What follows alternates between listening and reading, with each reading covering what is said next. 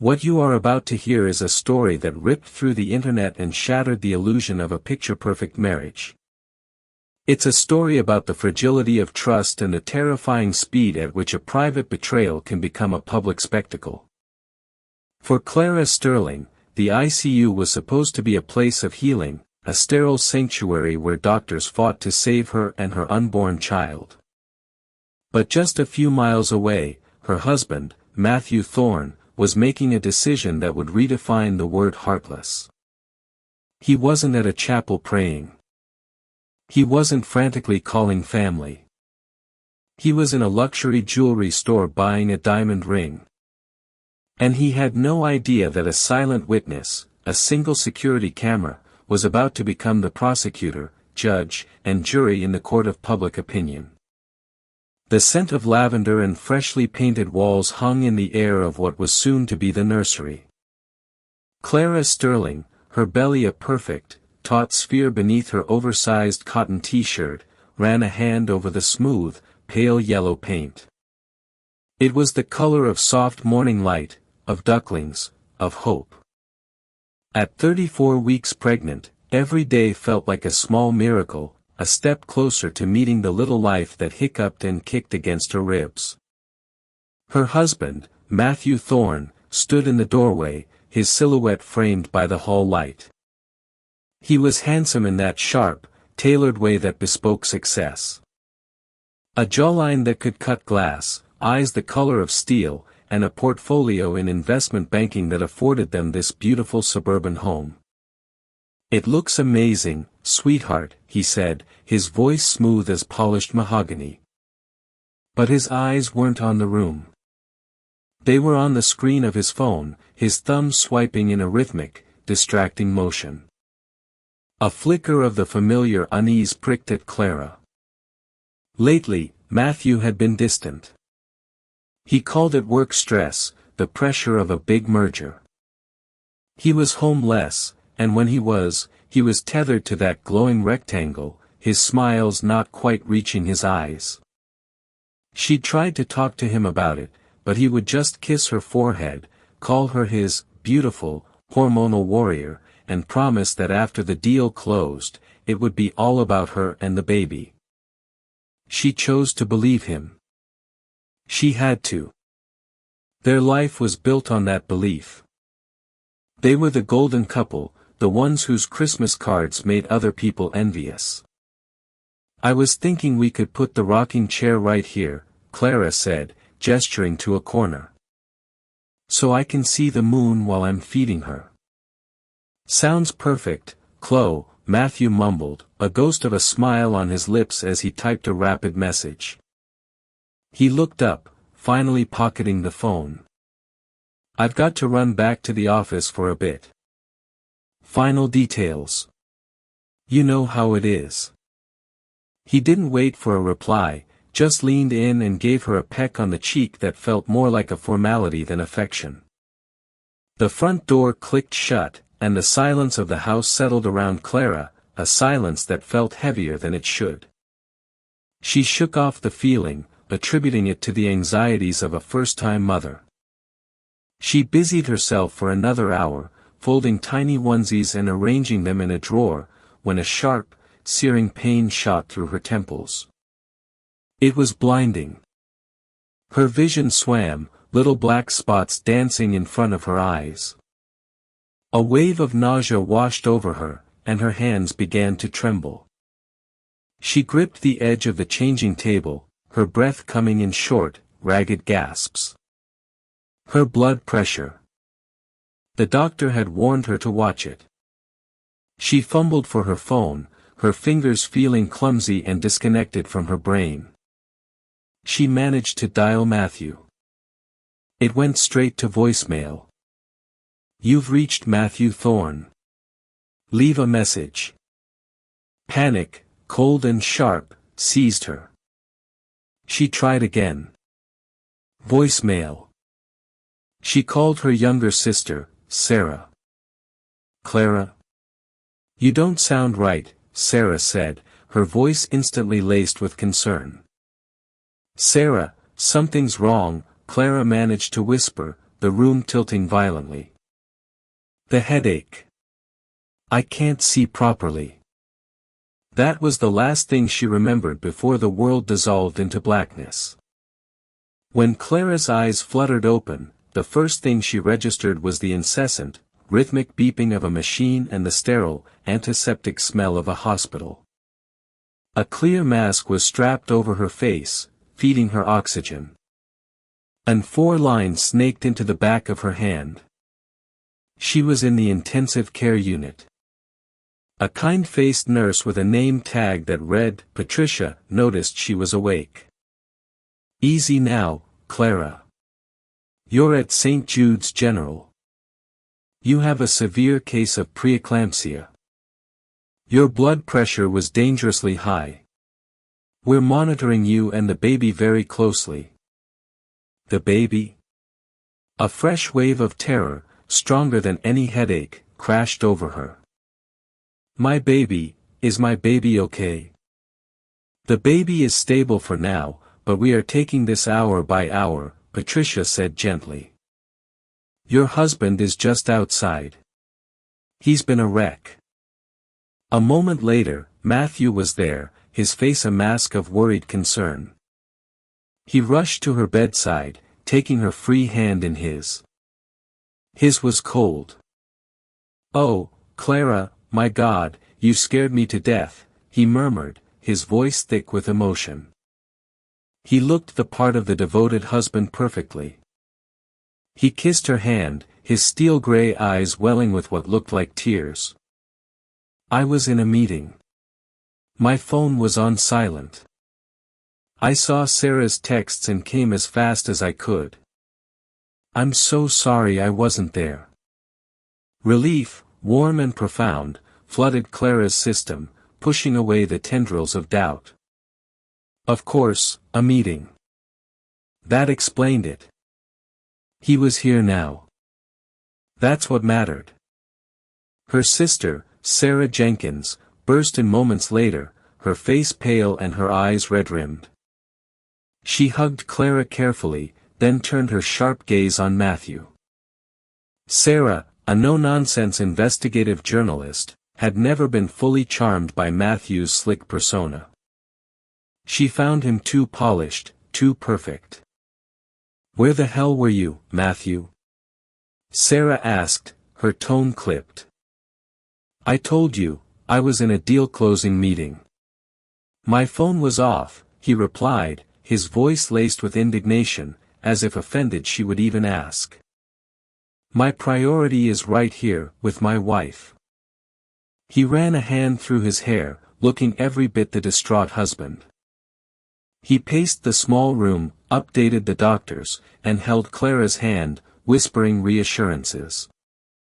For the next 24 hours, he played the role flawlessly. He slept in the uncomfortable visitor's chair, his expensive suit wrinkled. He brought Sarah coffee. He conferred with specialists. But Sarah watched him. She saw how, when he thought no one was looking, he'd retreat to a corner of the hallway, his back to the room, his voice a low, urgent murmur into his phone. He'd end the calls the moment a nurse walked by, his face snapping back into its concerned husband configuration. On the second day, Clara's condition remained critical.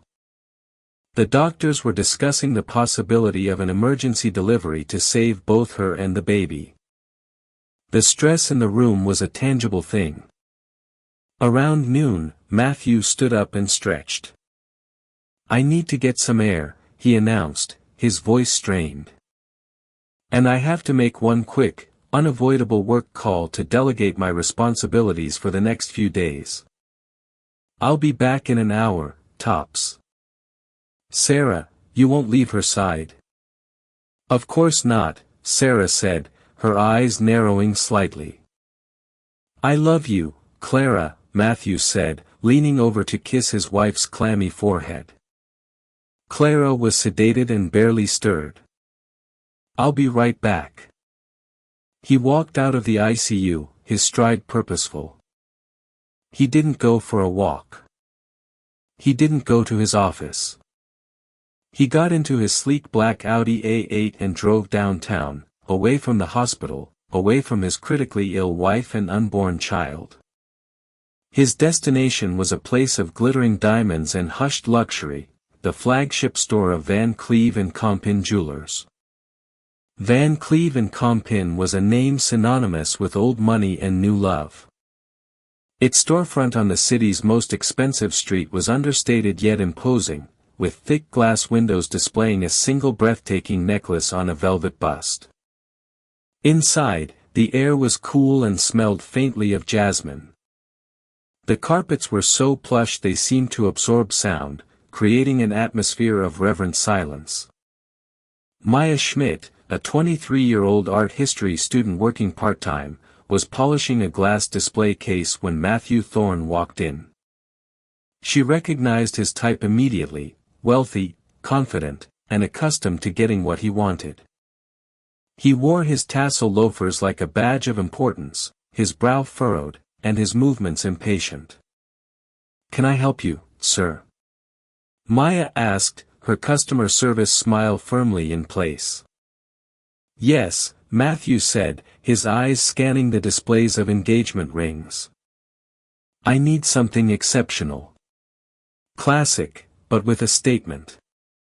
A round diamond is too common. Show me your best ass share cuts. 3 carats or more."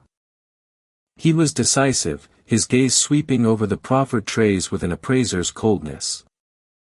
As Maya carefully laid out several options on a black velvet pad, his phone vibrated in his pocket. He pulled it out, his back turning slightly away from her. "Hey, it's me," he said, his voice dropping to an intimate, soothing tone that was a stark contrast to his earlier clipped commands. "No, I'm handling it. Just a little longer, I promise."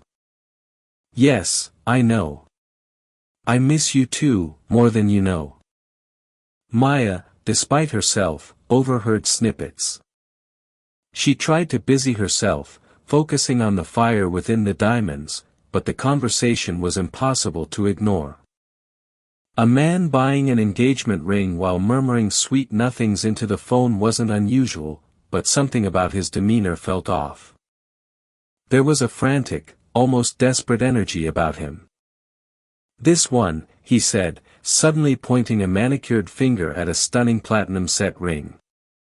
The center stone was a flawless 3.5 carat ash-share cut, flanked by 2 smaller baguette diamonds. It was elegant and astronomically expensive. "This is the one. She'll love it." "It's a beautiful choice, sir," Maya said, her training kicking in. "A timeless design." As she began the paperwork, Matthew continued his phone conversation in hushed tones. "I told you, I'll handle the timing," he whispered. "It's complicated right now, but I'm setting things in motion. The old chapter is closing, Isabella. Our chapter is about to begin. Yes, a new beginning. Just you and me, Isabella." Maya mentally filed the name away. "Will this be for a surprise?" Maya asked, trying to make small talk as the credit card machine processed the transaction. Matthew finally ended his call and pocketed the phone. "Yes, a surprise. A promise of a future." He smiled, but it was a thin, brittle thing. He seemed exhausted, the skin around his eyes tight with strain. To a casual observer, he could have been a man deeply in love, nervous about the biggest question of his life. But Maya's intuition, honed by observing hundreds of couples, screamed that something was wrong. This wasn't happy nervousness. It was the anxiety of a man juggling too many lies. He signed the receipt for $85,000. He paid with a black credit card that read M and C Sterlingthorne. A joint account. The name C. Sterling lodged in Maya's brain. "Would you like it gift wrapped?" she asked. "Please, and make it quick." I have to get back to the hospital. The word hung in the air between them. The hospital. An engagement ring. A whispered conversation with an Isabella. A joint credit card. The pieces clicked together in Maya's mind, forming a picture so ugly it made her stomach churn. People cheated. She knew that. She'd seen married men buy extravagant gifts for women who were clearly not their wives. But this felt different. The mention of the hospital added a layer of profound darkness to the transaction. As Matthew turned to leave, the small velvet box tucked safely in his coat pocket, he glanced up. For a fleeting second, his gaze met the small, dark dome of the security camera mounted on the ceiling in the corner. He didn't think twice about it. It was just part of the background of modern life. A silent, unblinking eye that saw everything and recorded it all in crystal clear, high-definition detail. Maya watched him go, the chime of the door signaling his departure. She stood motionless for a long moment, the signed credit card slip still in her hand. M&C Sterling Thorne. C. Sterling. She had a sudden, morbid curiosity. She pulled out her own phone and typed Matthew Thorne into the search bar. The first result was a recent article from the city's business journal profiling him as a titan of finance. It featured a smiling photo of him with his arm around a beautiful, heavily pregnant woman. The caption read, Matthew Thorne and his wife, Clara Sterling Thorne, at the annual Children's Hospital Charity Gala. Clara. C. Sterling. Maya felt a wave of cold fury wash over her. She clicked on the local news tab. The story was fresh, posted only a few hours ago. The headline made her feel physically ill. Prominent banker's pregnant wife, Clara Sterling Thorne, in critical condition at St. Jude's General. The article detailed Clara's sudden collapse due to severe preeclampsia and her ongoing fight in the ICU. Maya looked from the news article on her phone to the empty doorway where Matthew had just stood. He wasn't just a cheat. He was a monster. While his pregnant wife fought for her life and the life of their child, he was buying an engagement ring for his mistress, Isabella, with their joint money. Maya felt powerless. What could she do? She was just a sales associate. Accusing a man like Matthew Thorne was professional suicide. He would deny it, and she would be fired. But the image of the pregnant woman's smiling face, paired with the cold reality of what her husband had just done, was seared into her mind. She looked up at the security camera, the silent witness. An idea, reckless and terrifying, began to form in her mind. The footage existed. It was the truth, captured in stark, undeniable black and white. And in the 21st century, sometimes the truth just needed a little push to find its way into the light. Maya couldn't post the footage herself.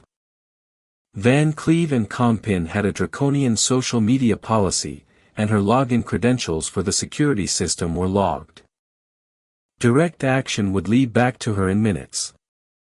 But her best friend, Liam, was a freelance social media manager and something of a digital vigilante. He ran a popular local Instagram account called @City Exposed, which specialized in calling out everything from terrible landlords to corrupt city council members.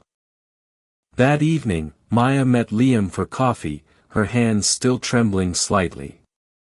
She told him the entire story, every sickening detail, the name on the credit card, the whispered conversation with Isabella, the news article about Clara in the ICU. Liam's eyes, usually full of cynical humor, grew wide with disbelief, then hardened with anger. "Are you kidding me, Maya? This guy is the final boss of scumbags." "I know, but what can I do? Maya lamented. I have to protect my job. You don't do anything, Liam said, a plan already clicking into place behind his eyes. You go to work tomorrow and pretend you're just a girl who sells shiny rocks. But you happen to know the exact time he was in the store, don't you? Maya nodded. 12:15 p.m. to 12:40 p.m. Camera 3 in the main showroom. Perfect, Liam said, a grim smile on his face. Leave it to me. The system at Van Cleave is probably outsourced to some third-party security firm.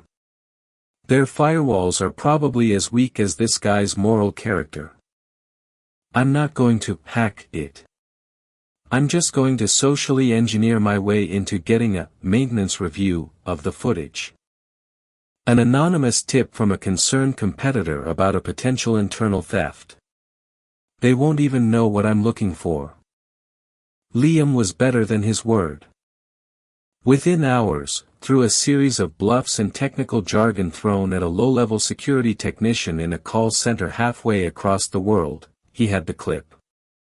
It was exactly as Maya had described.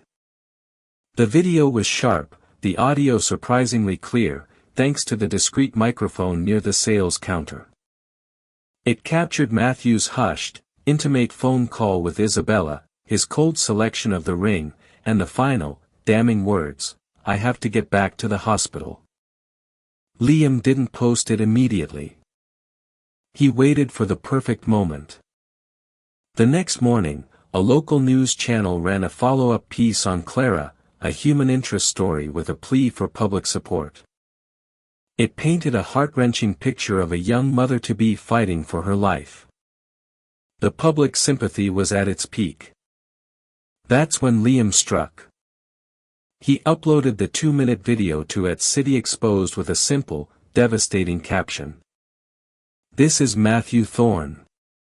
While his pregnant wife Clara was in the ICU at St. Jude's fighting for her life yesterday, he was at Van Cleave and Compin buying an $85,000 engagement ring for his mistress, Isabella. He even told the clerk he had to get back to the hospital.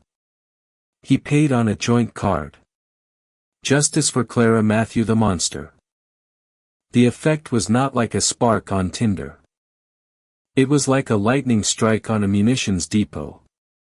At first, it was just likes and shocked comments. No way. This can't be real. I thought he was the devoted husband. The news made him sound like a saint. Who is Isabella? Someone find her. Then came the shares. It jumped from Instagram to Twitter, where Justice for Clara began to trend within the hour. From Twitter, it bled onto Facebook, shared furiously in mothers' groups and neighborhood forums. By lunchtime, national gossip blogs had picked it up. By 3 p.m., it was on major news outlets' websites, embedded right next to the very articles that had previously praised Matthew's devotion. The security footage, once a sterile corporate asset, was now public domain, a viral testament to an unimaginable betrayal. Back at St. Jude's General, the atmosphere in the ICU waiting room was thick with tension. Clara had a rough night, her blood pressure stubbornly high. Sarah Jenkins sat numbly in a chair, endlessly scrolling through her phone for any distraction from the terrifying beeping of the machines down the hall. She was scrolling through Twitter when she saw it. A friend had retweeted the video from a major news aggregator. Sarah's thumb froze. The headline was so outrageous she thought it must be a sick joke. Viral video appears to show husband of ailing pregnant woman buying ring for mistress. She clicked the play button, her heart pounding in her ears. She saw the opulent jewelry store. She saw Matthew, her brother-in-law. She listened, horrified, as his hushed conversation, digitally enhanced by news outlets, played clearly through her phone speaker. The old chapter is closing, Isabella. Our chapter is about to begin. And then the final blow. The clerk's voice asking if he needs it gift wrapped. His reply, a dagger to Sarah's heart, please, and make it quick. I have to get back to the hospital. A wave of hot, violent rage, so potent it made her dizzy, washed over Sarah. The lies, the fake concern, the cold hand holding Clara's, the hushed phone calls in the hallway. It all coalesced into a single, monstrous truth. Her breath hitched. She felt like she was going to be sick.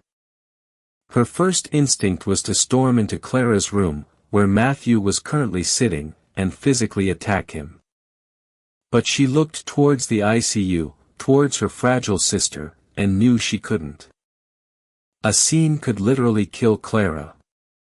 Just then, her phone buzzed with a notification from her banking app, a shared alert she and Clara had set up for large transactions on their accounts. Alert: a charge of $85,000 from Van Cleve and Compin Jewelers has been processed on your joint account ending in 8842. The video was real. The purchase was real. The betrayal was absolute. Sarah stood up, her body trembling with a fury she had never known.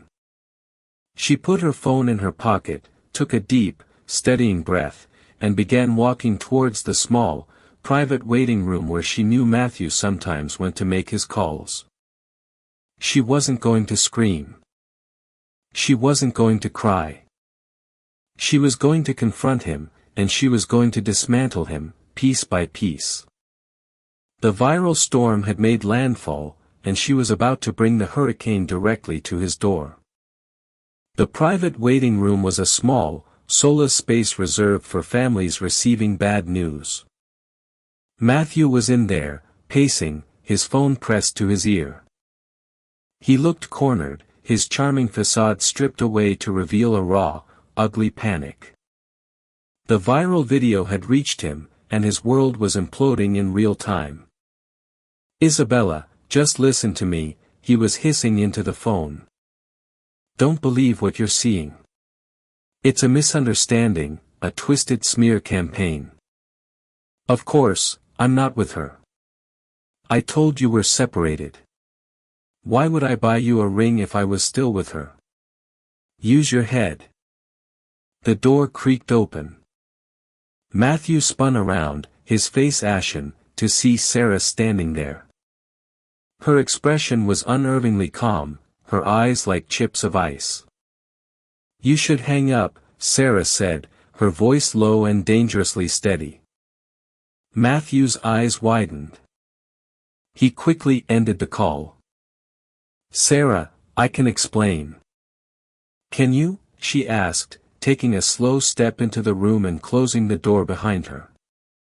Can you explain the ass-share cut diamond? Or should we start with Isabella? Or maybe we can talk about the $85,000 you spent from their joint account while my sister's life hangs in the balance down the hall. Every word was a perfectly aimed dart. Matthew flinched. The gaslighting began immediately, a frantic, desperate attempt to regain control. It's not what it looks like. The ring.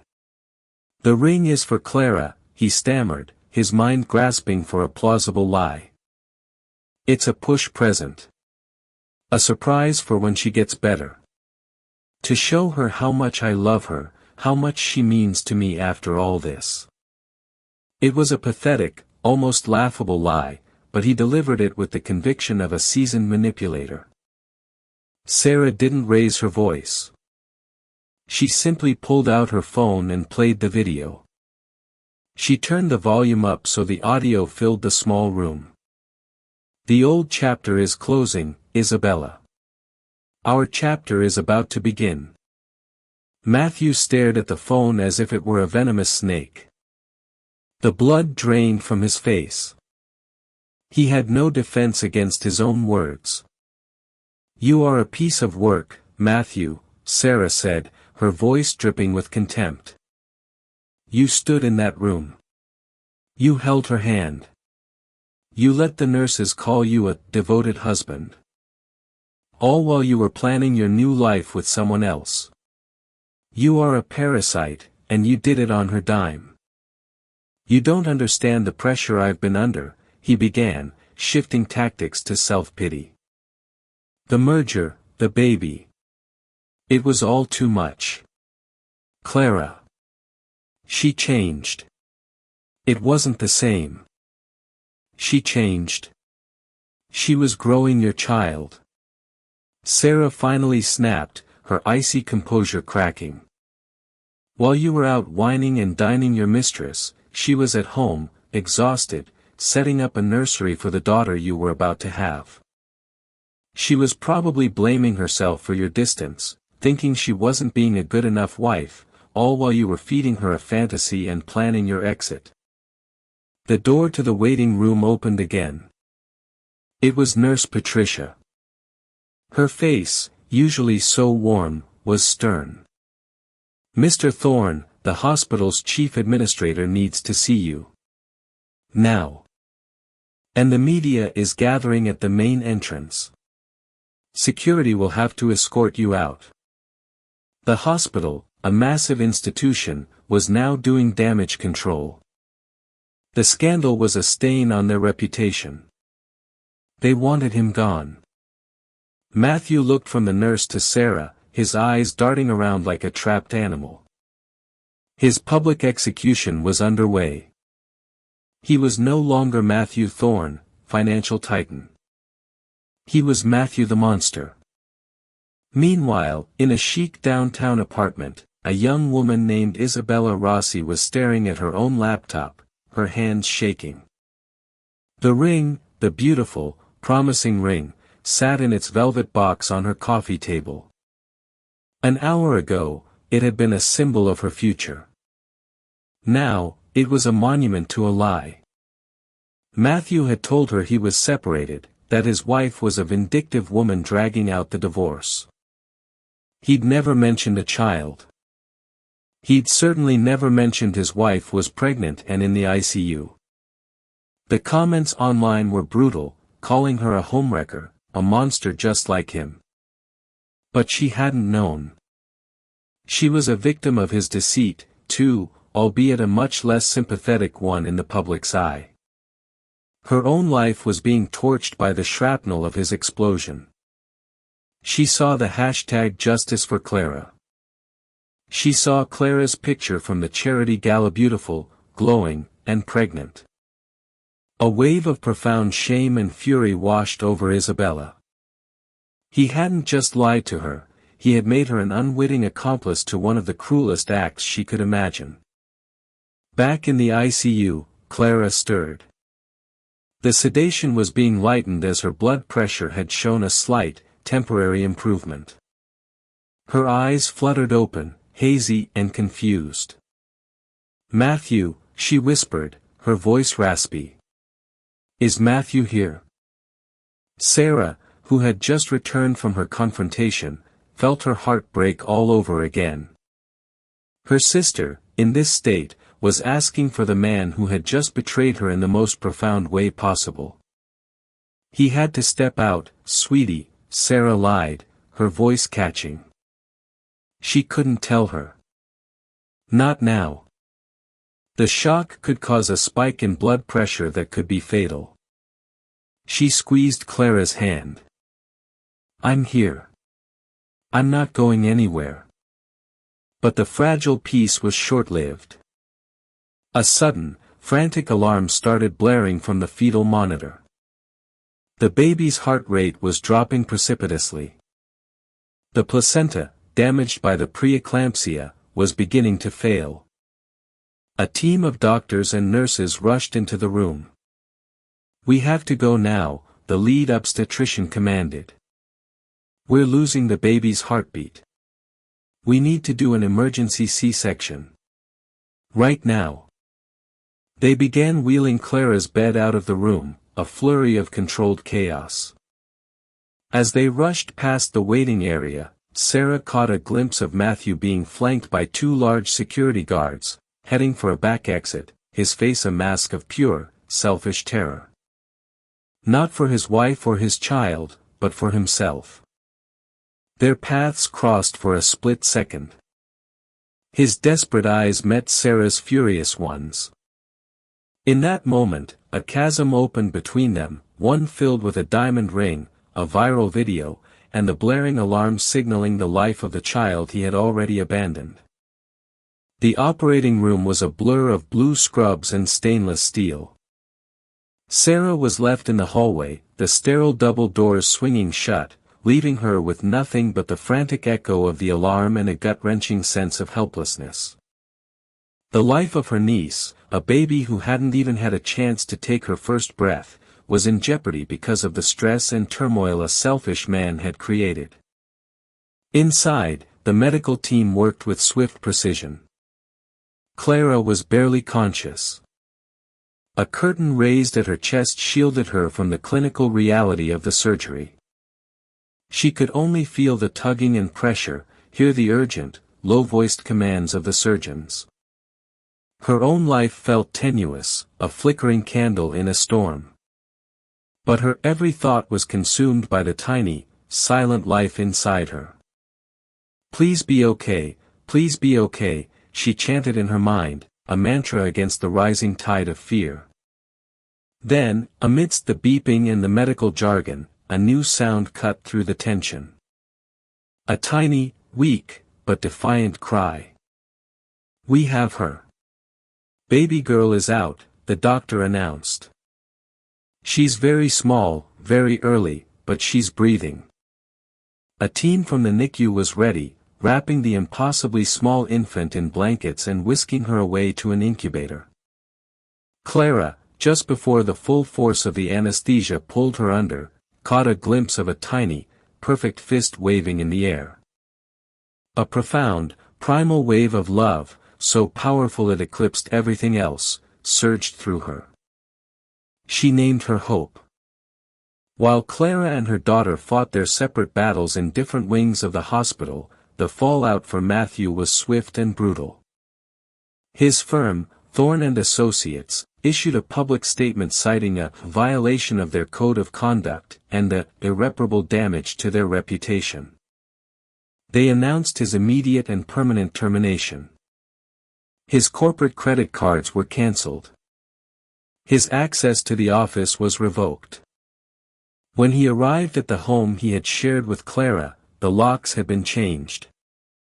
A terse note from Sarah was taped to the door: "A lawyer will be in contact." He was a pariah. Friends stopped answering his calls. Colleagues crossed the street to avoid him. He was trapped in the prison of his own infamy, the security footage from Van Cleve and Compton playing on a loop on news channels and social media feeds. 2 days later, Sarah received an unexpected email. The sender was Isabella Rossi. The message was short and direct. "I know you have no reason to believe me, but I had no idea Clara was pregnant or in the hospital. Matthew lied to me about everything. I am horrified and ashamed to have any part in this. The ring is a symbol of his lies, not my intentions. I want to return it, and I am prepared to give a sworn statement to your lawyer about everything Matthew told me. It's the least I can do. I am so sorry for the pain he has caused." Sarah read the email 3 times. Her initial reaction was pure cynicism. The mistress was trying to save her own skin, to recast herself as a victim. But as she reread the words, she detected a note of genuine remorse. Isabella wasn't asking for forgiveness. She was offering ammunition. In the vicious legal battle that was sure to come, her testimony could be invaluable, corroborating Matthew's malicious intent and fraudulent use of marital funds. Sarah agreed to a meeting not of friendship, but of strategy. The meeting was tense. Isabella, her face pale and devoid of makeup, handed over the velvet box. She looked nothing like the femme fatale the internet had painted her as. She looked young, foolish, and deeply regretful. She detailed Matthew's year-long campaign of lies, the amicable separation, the finalizing divorce, the promises of a future together, free from his crazy ex. He told me she was emotionally unstable, Isabella whispered, her voice cracking. He used her condition as proof that he needed to get away from her. He twisted everything. Sarah didn't offer sympathy, but she accepted the ring and the offer to testify. It was a small, crucial piece of justice. A week passed. Baby Hope, though tiny, was a fighter. She was stable in the NICU, a testament to resilience. Clara's recovery was slower. The C-section, combined with the severe preeclampsia, had taken a massive toll on her body. But finally, the fog of medication began to lift. She was moved from the ICU to a private room. The day came when she was strong enough to hear the truth. Sarah sat by her bedside, the silence in the room broken only by the quiet hum of a monitor. She didn't show Clara the video. She didn't need to. She just told her, gently and factually, what Matthew had done. She told her about the ring, the mistress, the joint account, and the viral fallout. Clara listened without expression, her eyes fixed on a point on the far wall. The news didn't land with a dramatic crash, but with a quiet, sickening thud. It wasn't a shock of surprise, but a shock of confirmation.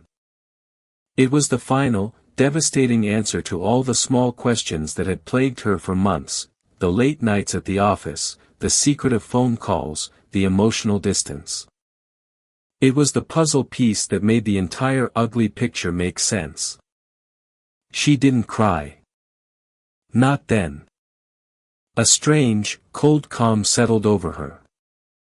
The man she had loved, the man she had built a life with, the father of her child, did not exist. He was a fiction, a carefully constructed role played by a stranger. The grief was so immense, so profound, it was beyond tears. It was a hollow ache in the center of her chest. "Where is he?" she asked, her voice a deadened whisper. "He's gone, Clara," Sarah said softly. "He's gone, and he's not coming back." Clara closed her eyes. The image of Matthew's handsome, concerned face leaning over her in the ICU flashed in her mind. And for the first time, she saw it for what it was, a performance. The ultimate betrayal wasn't just the affair. It was the lies she had lived, the love she thought was real, the trust she had given so freely to a man who was counting down the days until he could leave. Her old life was over. The storybook romance had been a horror novel all along. But then another image pushed its way through the darkness. A tiny, perfect fist waving in the air. Hope.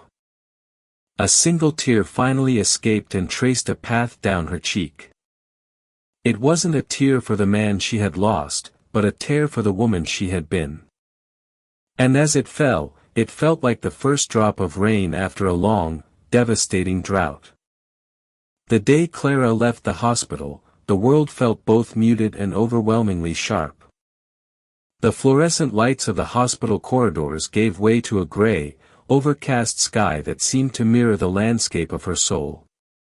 Sarah drove, handling the car with a gentle precision, while Clara sat in the back with Hope, whose tiny, sleeping form was nestled securely in a new car seat.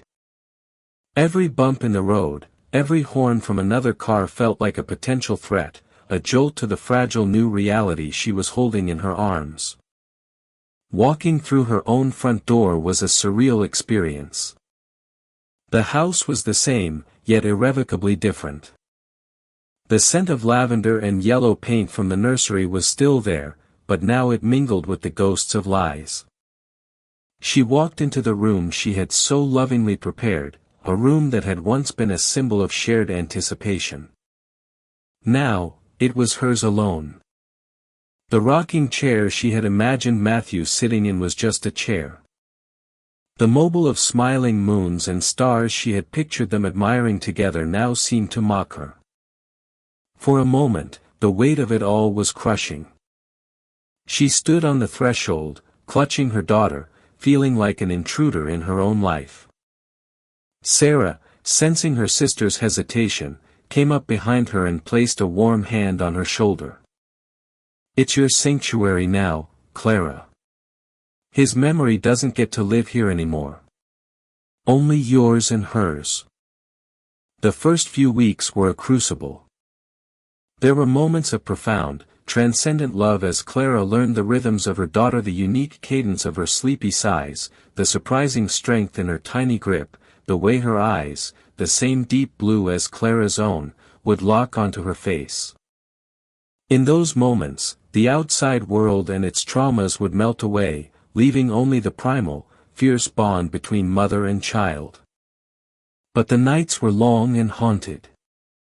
In the quiet darkness, with only the sound of Hope's soft breathing beside her, the betrayal would return in waves.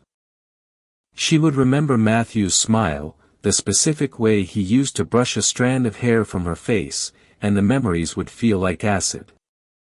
How could it all have been a performance? The question would loop endlessly in her mind, stealing her breath. She sought professional help, beginning twice-weekly sessions with a therapist, a compassionate woman named Dr. Anna Sharma. "You are grieving two losses, Clara," Dr. Sharma explained in their first session, her voice a soothing balm. "You are grieving the end of your marriage. But you are also grieving the man you thought you married. That second loss is often harder, because you are grieving a person who never truly existed. It's like a phantom limb. The pain is real, even if what you're missing was an illusion." Meanwhile, the gears of the legal system were turning. Her lawyer, a sharp, empathetic man named Matthew Chen, who had taken her case pro bono after being incensed by her story, was building an ironclad case. Matthew, predictably, tried to fight. His legal team attempted to paint Clara as unstable and the viral video as a violation of his privacy, digital mob hit that had unfairly cost him his livelihood. He argued that the $85,000 ring was an investment, and that he deserved half of their marital assets. Matthew Chen dismantled his arguments with surgical precision.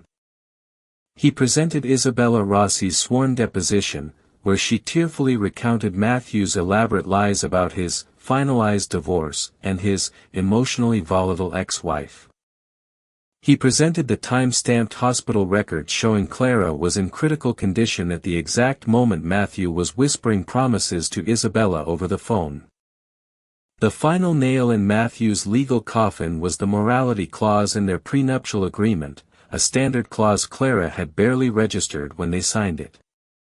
Matthew Chen argued that Matthew's actions constituted egregious marital misconduct that brought public shame and ridicule upon the partnership, and furthermore, that his fraudulent use of shared marital funds for the purpose of furthering an adulterous relationship rendered his claims to their assets null and void.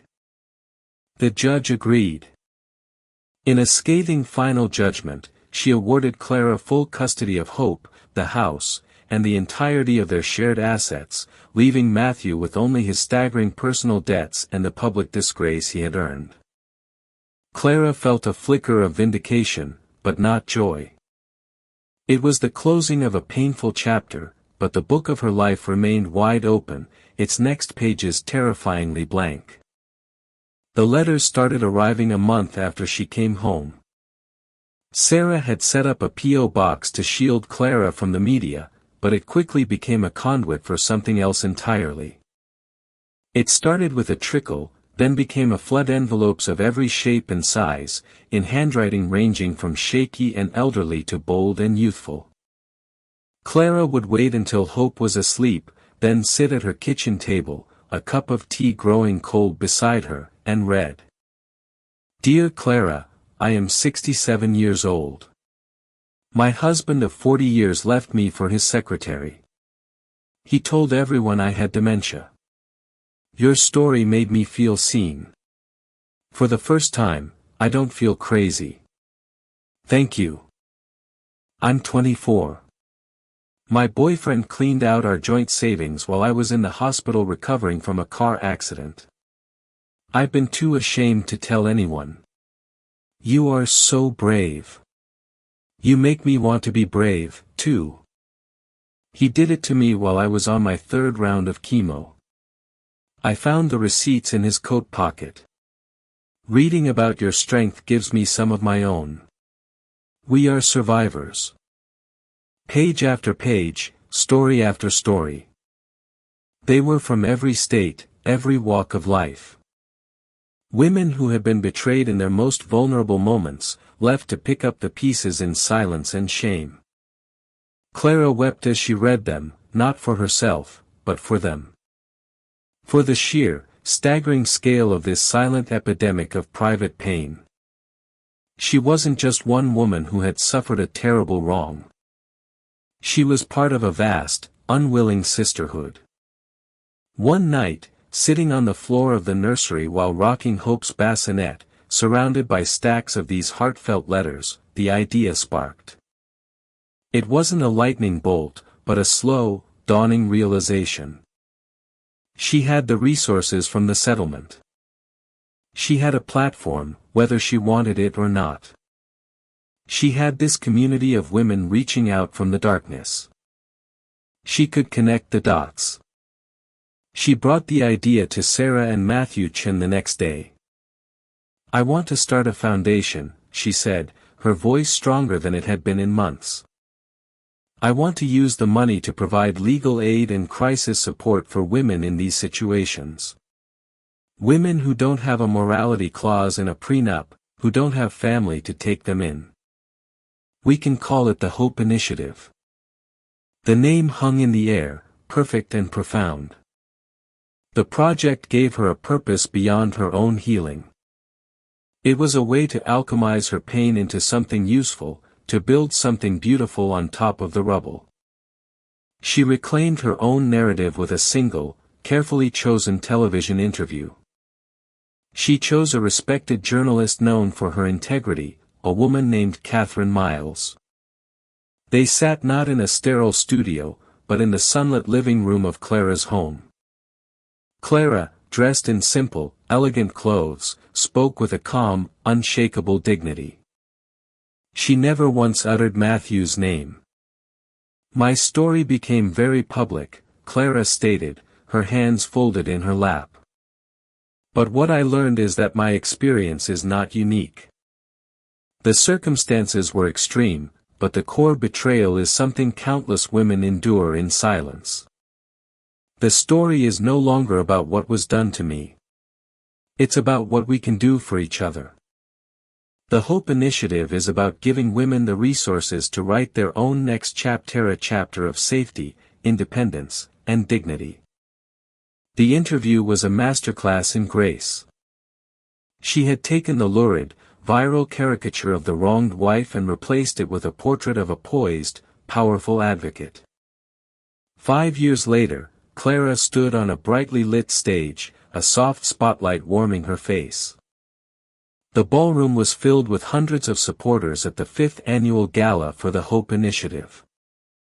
In the front row, Sarah beamed, holding the hand of a giggling 5-year-old with bright blue eyes and a brilliant yellow dress, who was waving enthusiastically at her mother. Hope isn't just my daughter's name, Clara said into the microphone, her voice clear and strong.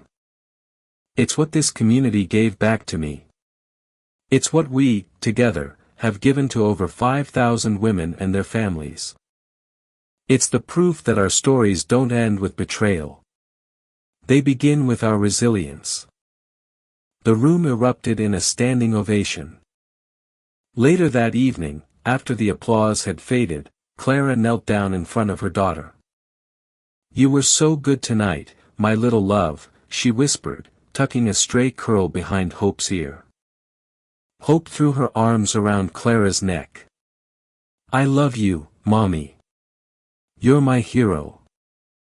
A slow, genuine smile spread across Clara's face, warming her from the inside out. The scars of the past were still there, etched into her soul, a permanent reminder of the fire she had walked through. But they no longer burned. They were a testament to her survival. Matthew had wanted a new beginning symbolized by a cold, hard diamond, but he had only managed to create an ending for himself. Clara, on the other hand, had found her new beginning not in a jewel, but in the shared stories of strangers, in the purpose of her work, and in the sound of her daughter's laughter. Her new beginning was real. It was earned. And it was entirely her own. Clara's story is a powerful testament to the human spirit's ability to rebuild. If you were inspired by her journey from betrayal to triumph, please hit that like button to show your support. Share this video to spread a message of hope and resilience. And don't forget to subscribe and hit the notification bell for more incredible true stories that deserve to be heard. In the comments below, tell us what part of Clara's story resonated with you the most. We are a community of survivors and supporters, and your voice matters.